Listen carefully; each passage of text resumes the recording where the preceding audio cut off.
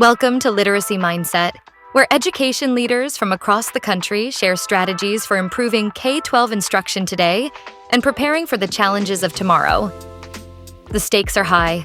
Students are facing new academic demands, and educators are navigating an ever-changing educational landscape. Each episode, we explore the most effective literacy initiatives, innovative tools, and strategies that are reshaping education. Whether you're an educator looking to improve student outcomes or passionate about driving meaningful change in schools, the Literacy Mindset brings you the insights and strategies you need to stay ahead. This is where education leadership meets real-world impact. All right, welcome.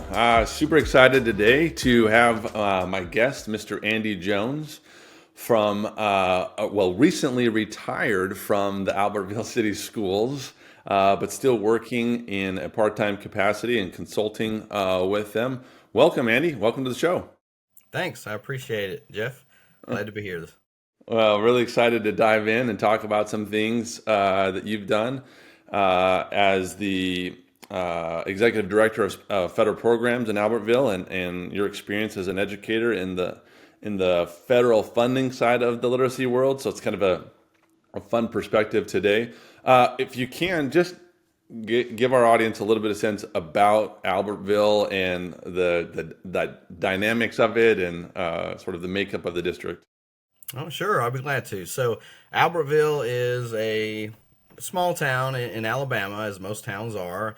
It's in Marshall County on Sand Mountain. Student population for Albertville is around 5,800 students, and that's pre-K through 12th grade. Demographically, Albertville is has a very diverse student body.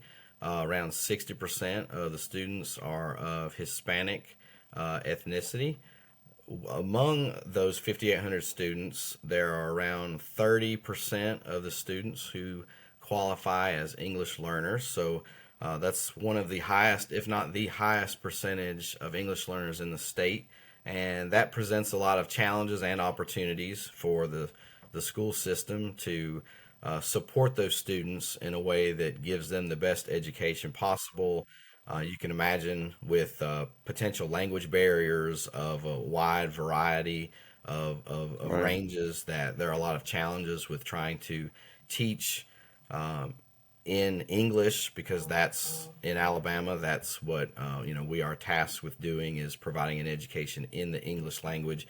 We don't really have a multilingual educational program in our state. So English is our language, and so we're tasked with not only trying to educate the students on the standards that are part of the curriculum, but also to increase their proficiency in English. We also have a growing Haitian population, and so Haitian Creole is a language that we are beginning to develop better relationships with people who can serve as resources for the school system. We've recently been able to hire multiple Haitian Creole translators to assist the school with instruction, with communicating with families, all of those types of things to try to help bridge that language barrier. Beyond that, Albertville actually has a very strong revenue base. It's a city that's growing. There are lots of opportunities there. Retail and other businesses come to Albertville. It's a growing area, but it's also an area that is having struggles with homes, with residences. There's really not a lot of places for people to live in Albertville anymore. The city itself is not really growing, and there's not a lot of so housing is an issue. We have a lot of families that are doubling, tripling up, and so we have a lot of concerns with that. A lot of students moving in throughout the school year directly from out of the country. There's a good sizable population of support for immigrants to come to Albertville, and have people that one, speak the language that they're familiar with, but also culturally that they are comfortable with, and they have a support system there. So definitely a lot of diversity And as I said, that presents additional challenges beyond the challenges that all school systems face as far as trying to educate their students that have a variety of backgrounds and experiences and learning levels. Yeah, wow, that sounds like a lot of challenges. So in some cases, experiencing inner city challenges, but on the outer, smaller, rural town in Alabama. So that's great. We'll dive into a couple of those things because I can't imagine that providing equitable access to things is as easy as you'd like it to be sometimes. So we'll get into that. But let's talk literacy for a second. Tell us a little bit about how, from a federal programs level, you kind of help contribute to district-wide literacy initiatives. Sometimes you're probably thought of as the money person that can hand out money, or however you think about your role. Like, what is the role of a federal programs director in sort of literacy initiatives in the district? Sure, and you're exactly right. During ESSER, I was frequently known as Daddy Warbucks because I was the person that everyone Most popular came person in the to. And during ESSER 2, ESSER 3, funding, we're obviously looking for great ways and new and innovative ways to use our funding to support our students. But it was very common for people to come to me and say, hey, we've got a really great project or a really great program that we want to implement in the system. Do we have any money? And I was always, yes, yes, yes. And Turns out I do. Yeah, yeah. And I kept warning people. I said, one of these days, I said, Daddy Warbucks is going to be gone and is going to be replaced by Dr. No. And, that I guess that's right when I retired. You didn't want to head up the no committee. So that's right. Yes, yes. yes. But yes, anytime we have an initiative or we have an improvement plan that we're trying to put in place, whether it's increasing test scores or building capacity among our teachers or trying to improve the culture and climate there in the school system, typically your federal programs people are the ones that are asked for available funding. And so my role is to look at our needs. I have to ask questions, what are you wanting to do with these funds? Or what's the purpose of this program? What's the goal? And then see if the goal and the need aligns with the different funding sources that we have available to us. So I didn't really come from the position of trying to determine what solutions were going to be best for us, although I was a part of that conversation. And so, I would hear about, there's this program that we feel will help our students with reading comprehension. There's this strategy as far as talking about, additional part-time intervention teachers that we feel would give our students additional support for this particular purpose. I would be a part of that conversation and then look at the funding that's available there to make those things happen. So yes, that was definitely a part of my role. Okay. I feel like there was another part there. I'm sorry that I didn't answer. What if you can? No. That's good. Okay. Then, when you think about, I think Title I is probably the big thing that usually gets thought about in the federal program side of the world. But there are a lot of different things that kind of flow into federal programs, right? Can you talk about the different types of federal dollars that sort of contribute or could contribute to a literacy initiative? Oh yes, definitely. And you're exactly right. Title I is what most people are drawn to. It's what they've heard about, and rightly so, because it's typically the largest funding source. It typically is equal to the sum or more than the sum of all the other funding sources that you receive. Title I can be it can seem restrictive, and mainly that's because Title One, of course, as all federal dollars, is supposed to be supplemental to what you're doing in your school Supplement, not system. supplant. Right. Exactly. Yes, it's supposed to be in addition to. So every Right. school system has an obligation to teach its students and to provide an education.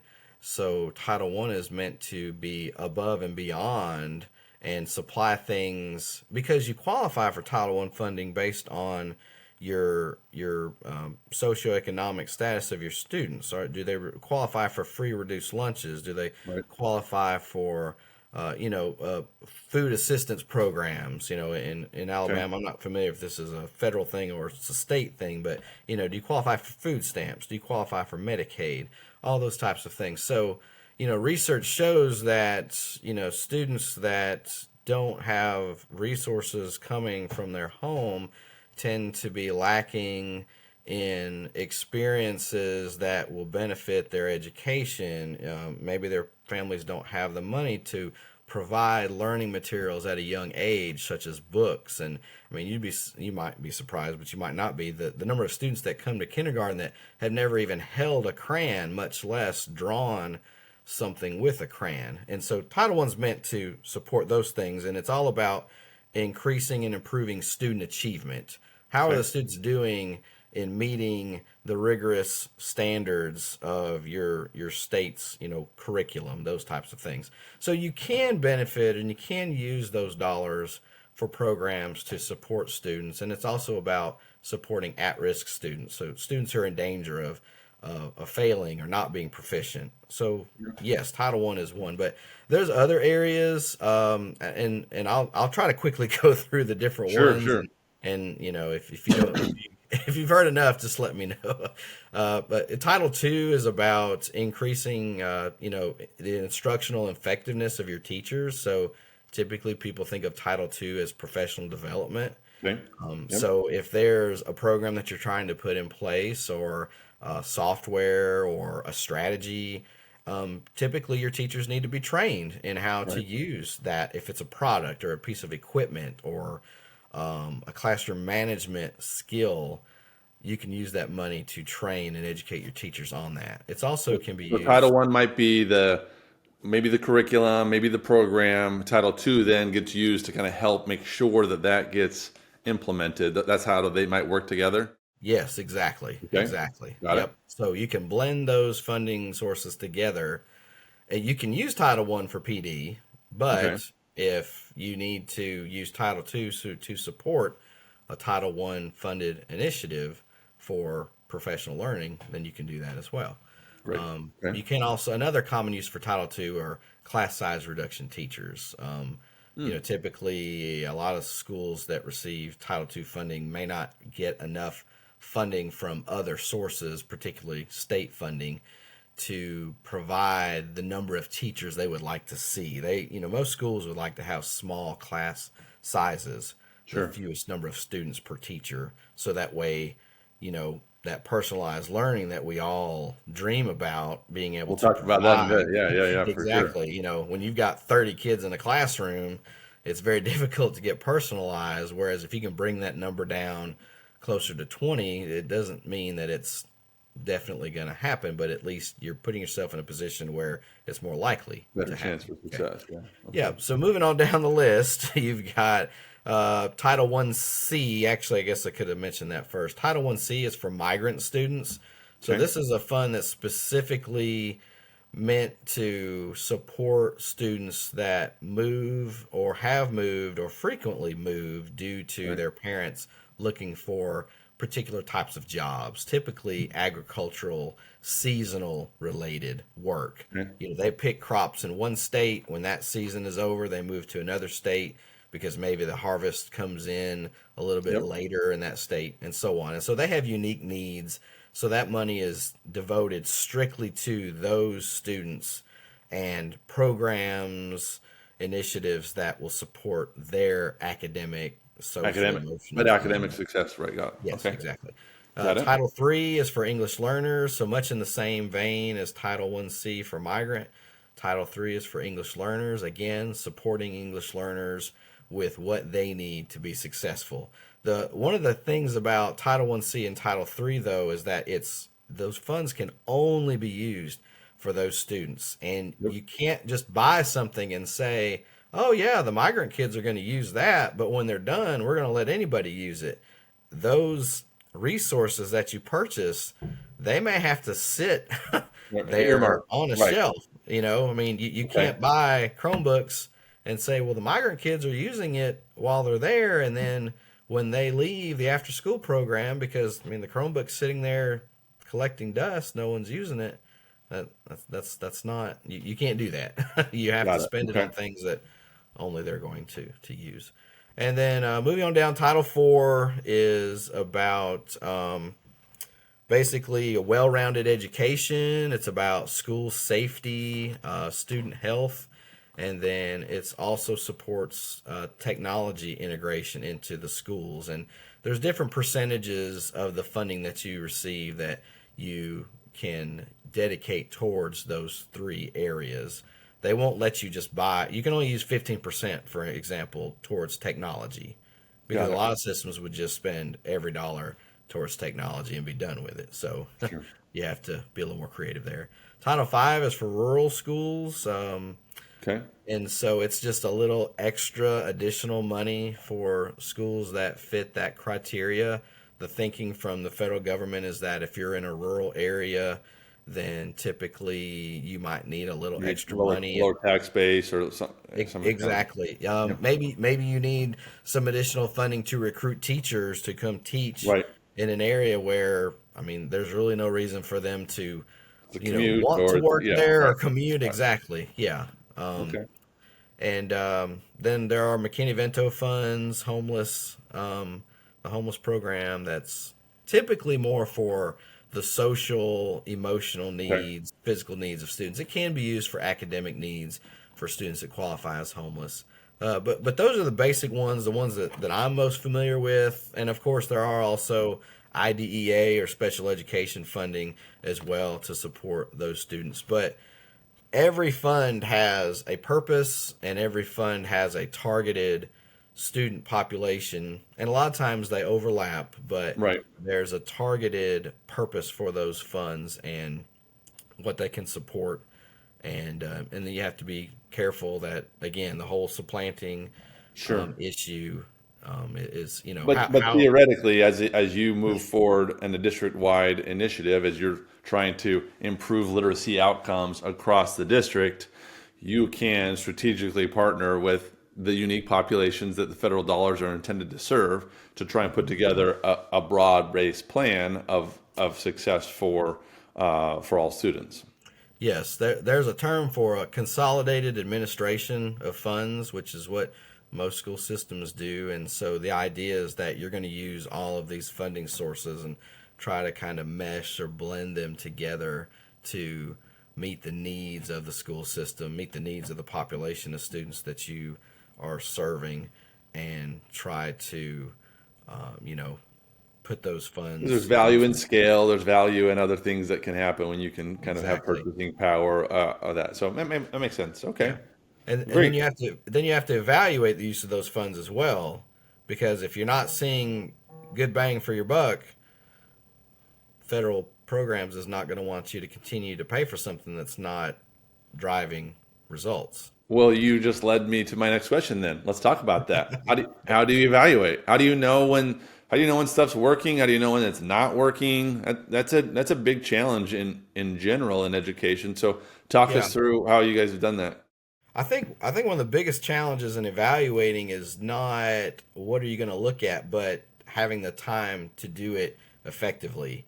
Okay. Being able to pull the right people together and taking the time out of all the many things that you have to do to effectively look at, your data. I mean, everyone's going to have student data, test scores, grades, proficiency, scales, all those types of things, which your students typically, that data is generated as you go through the programs that you have, as you're meeting the obligations of your various school systems or state departments in terms of accountability and standardized testing. You also want to look at the usage. So if the product that you're using has usage reports, how many teachers, how many students are using that product, for how long, those types of things. Because if something's just sitting there never being used, then obviously you might need to make a change, or you Right. might need to provide additional support, perhaps. I mean, so surveys are another very common component of evaluating. A lot of times, you can support something indirectly.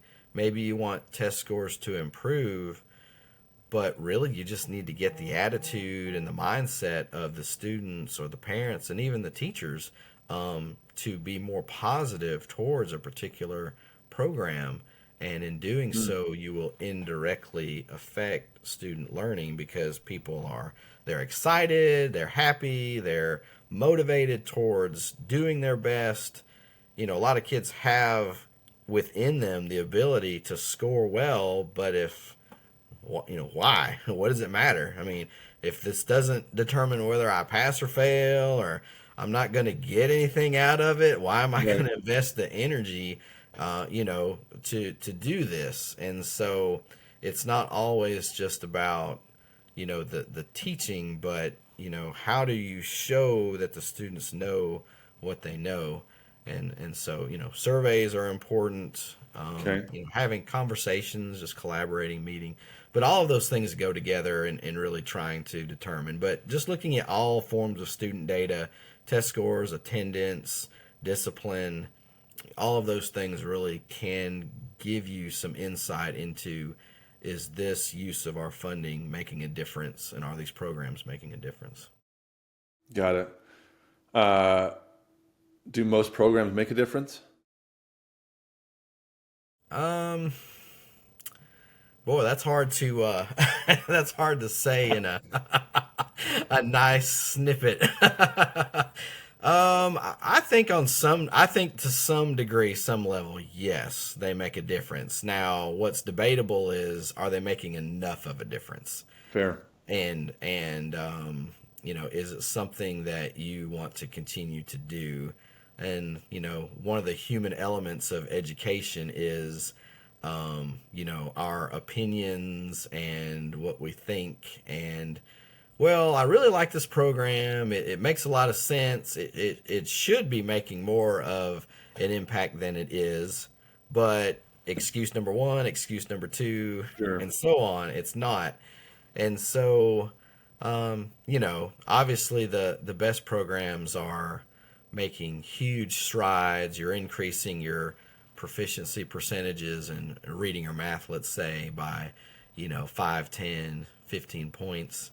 But, sometimes we have to celebrate those minor, those small Small incremental successes of victories, 1 or right? 2%, And so I feel like, it often depends on who you ask. And it depends on your expectation of what that improvement looks like. I mean, are you expecting major gains? When I came to Albertville, we had 1,700 students taking the Access for ELLs test every year, which is what determines your level of English proficiency, and also Right. determines if you exit the program. And out of those 1,700 students, we were having maybe 25 to exit. And my expectation was, well, that's super low. Like, what are we need to take a look at what we're doing, and we need to try to make that, which you're always trying to improve. But, and so, we took a look at what we were doing, what programs we were using, what was not happening, Right. what kind of instruction was taking place. And, we were able to nudge that up a little, not as much as I would like, but, we're kind of trending in the right direction and have more students exiting than we did then. But then again, our student numbers, I mean, we went from 1,700 to 2,000 in just a couple of years. So, Right. you have to take that into You account. got to celebrate you celebrate the Yes. incremental gains. Yeah. No, I agree. I think it is challenging, and there's lots of people that compete in the space and want to sell districts stuff. Lots of people say that they work. In fact, I I joke about that. I lament in the EdTech space how similar most websites sound. It sounds like everyone does the exact same thing on that. We try and stand out a little bit by guaranteeing our results, and that we like to make sure that people know that we stand by what it is that we offer. But it is tough. So celebrating the incremental gains, that's an important part of it. One of the first things I did when I came on board with the EdTech company that I also work for as an advisor or consultant is I went over the things that on the purchasing side of the business that I often ran into from vendors, and the things that the vendor would say that, I mean, unfortunately, I'm just going to put it out there the way it is, kind of rubbed me the wrong way. Sure. The tactics that they would use, and I would say, when you say these types of things, not necessarily, you don't want to sound pushy, but sometimes it can sound like you're trying to tell me what to do with our funding or what we should be doing, or sometimes you can come across the wrong way. And that was one of the things that I tried to relay to the those that are in sales, was sometimes that approach that you bring, you're going to run off folks much more than you're going to help yourself, with a sale, or trying to support that school system with how you come across. Because with Esser, I received, you became the most popular person with vendors as well. 25 emails a day, and they're basically saying, we know you have money and you need to buy our product. And I would be like, well, I've already got a plan for all of our money, and the plan doesn't involve you. So, Sure.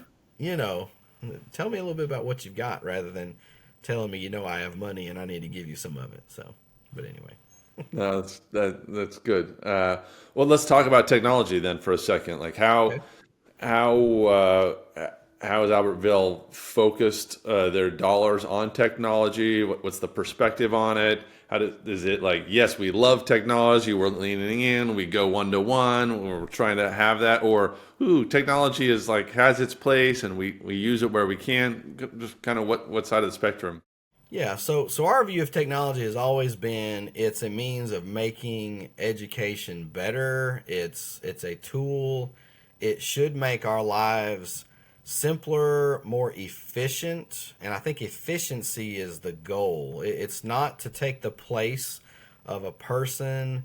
It's not necessarily a magic pill for making the students smarter, but it's a means of doing more with the limited time, the limited resources that you often have. And with the number of students that the teachers are working with, and with the variety of challenges that they experience in their own individual classroom, technology can be the tool that helps you to effectively or better manage the students and providing the instruction that you want to provide. So that's kind of been our look and take on technology. So we definitely have embraced technology in Albertville, going back, to a one-to-one initiative that was started many years ago prior to me coming on board with Albertville. But you need more than just that. Having the tool in the classroom sometimes can be just as effective as having the textbook sitting on the desk. Not very effective, So just having the material is great, and that's obviously the first step. I mean, how can you increase student engagement with their learning when you don't even have the tool present at all? So you have to obtain the materials first, the equipment first, but then the task is moving beyond that, and that's really where I believe Albertville is, and strides have been made for sure, and there's always room to continue to grow in that capacity, but getting the tools to be used by the students on a regular basis to where they're actively learning. It's not just simply changing the means by which instruction is taking place, because if all you're doing is replacing okay, class, open your book to page 25, and you're simply replacing that with, okay, class, open your Open your Chromebook Chromebook. and go to this website. You're all you're changing is the delivery format of that instruction. You're not engaging the students. You're not making you're not increasing the ability or the activities that the students are able to engage in with this with all this funding that you just spent, frankly, and the Right. same thing could be said for the interactive devices on the wall. They're great and wonderful. When I was a classroom teacher, I had one, and I loved it, and it Right. really helped me to be more efficient. I didn't engage my students as much as I would have liked to with using that, but when you have one interactive panel and 25 kids, is that the most A little efficient tricky. means of, Right. of teaching your kids? So it's kind of the same thing. If that interactive panel is simply a modern version of the The old overhead projector. transparency and overhead projector, Right. Right. yeah, then I you've love got those.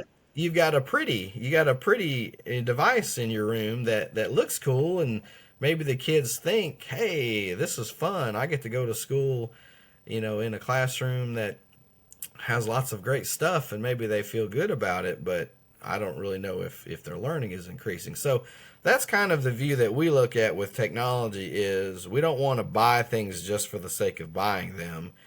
And we do realize that it can take some time because people are on different levels of technology experience and knowledge and comfort. And so, we do try to buy things that we feel like have the greatest chance of being successfully implemented into the instructional program. So, same thing with software. We want to buy things. We want to give our teachers resources, and we never want a teacher to say, I could do a better job if only I had what I needed to teach. Right.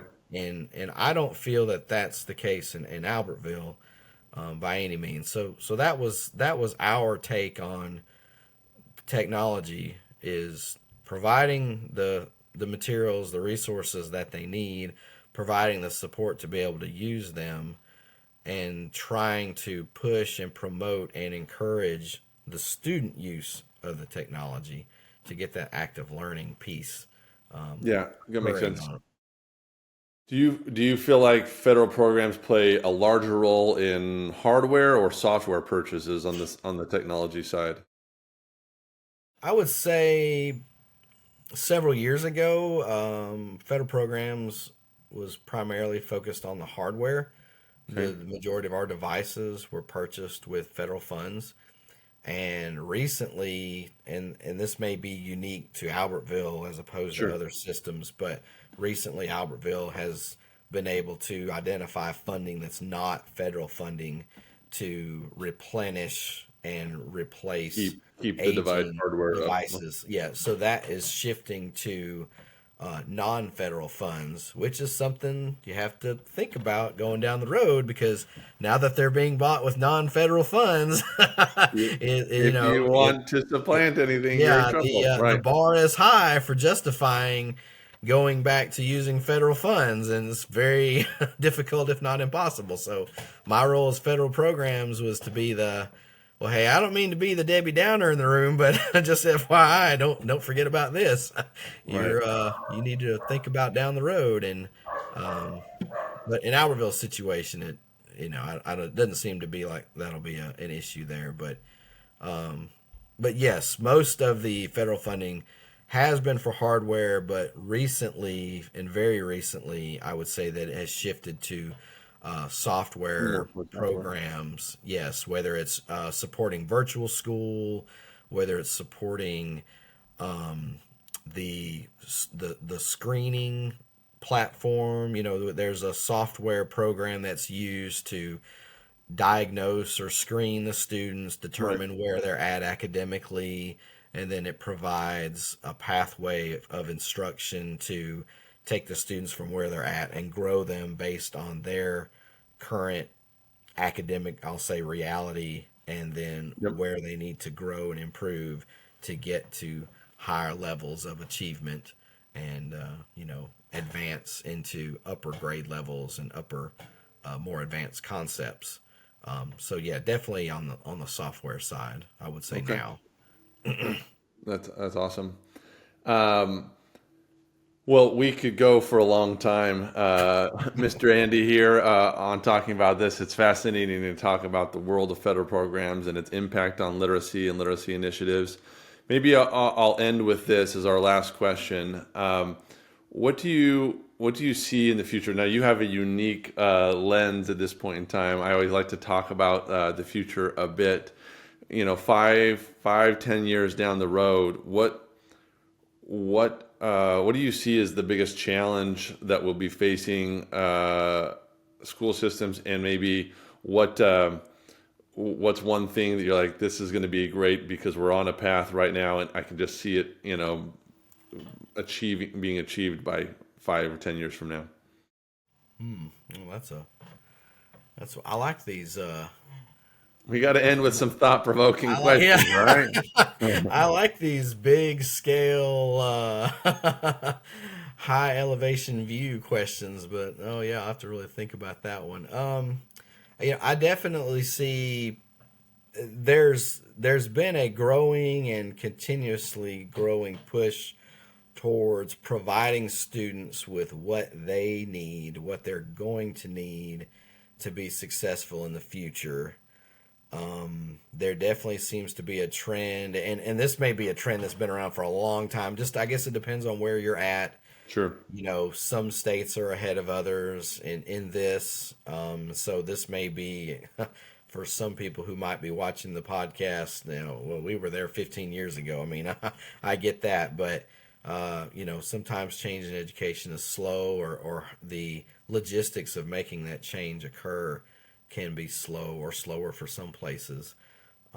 So I get if you go around and get to see a lot of different systems, which I've been fortunate to be able to do, not necessarily in my career and working, but just visiting and as part of school improvement teams, going and visiting different school systems, you get to see that there's a wide variety of where people are. But I feel like, going back to your question, I feel like providing students with what they're going to need that's important for them. Having this reduction in, we're teaching stuff to everybody, whether we think they're going to need it or not, and really trying to focus down on, what does this kid need? What are they likely to do later in life? Or what skills can I provide them and all of our students that may not be very specific, but are going to be usable in a variety of areas. Skills that can be, and those tend to be the things like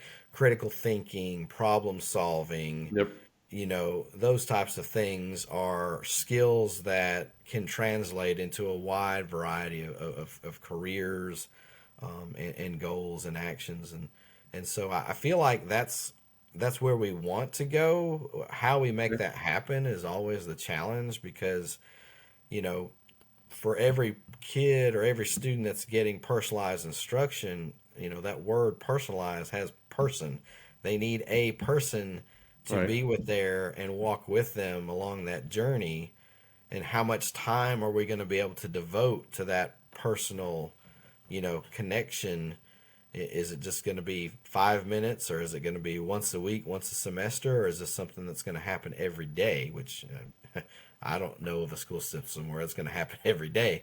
But, trying to provide kids exactly what they need instead of a one-size-fits-all approach, trying to provide kids with what they need. Although I will say there's another school of thought that seems to think we need to get back to the factory approach of providing all students with the same thing, because of funding issues, because of staffing issues. So I feel like that's where the battle is going to be. And honestly, I'm not really sure, which way it will go, because it's definitely a politically charged, Indeed.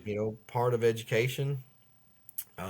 But I feel like what most people in education, and the people that I'm familiar with, what they would like to see happen is being able to provide students what they need. You know, I still have a daughter in high school. She's a junior, and I want her to get the things that she needs based on where I could envision her going in her life, Sure. with her interests, with the things that she's passionate about.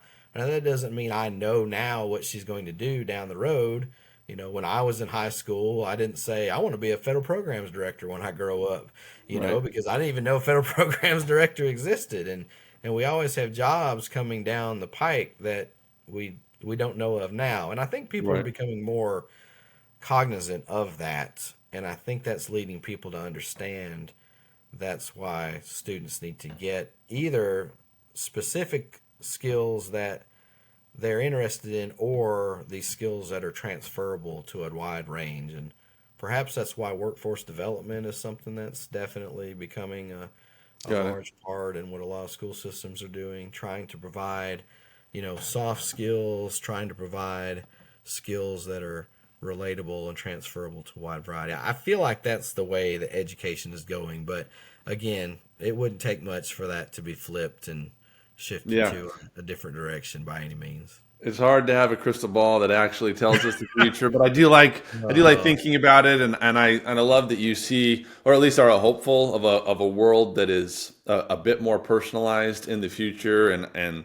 hopefully, you know, technology can help pave a way for that to happen. Well, it's going to have to involve technology, because there's just no way. There's no way for a human to provide that level. Pretty tough to do it otherwise, right? Yes, well, not for everybody. I've thoroughly enjoyed our conversation. Thank you so much for joining the show today, and hopefully we'll get another chance in the future to come back. We'll talk about a little bit more about personalized learning. That's what we love talking about here at Mindplay. And thanks, Andy. Yeah, thanks you. I've enjoyed it as well. Thanks for tuning in. If you found today's conversation insightful, be sure to subscribe to Literacy Mindset. You can also follow us on LinkedIn and YouTube for updates, resources, and to join the conversation. Have a topic you'd like us to explore? Let us know. We'd love to hear from you. Until next time.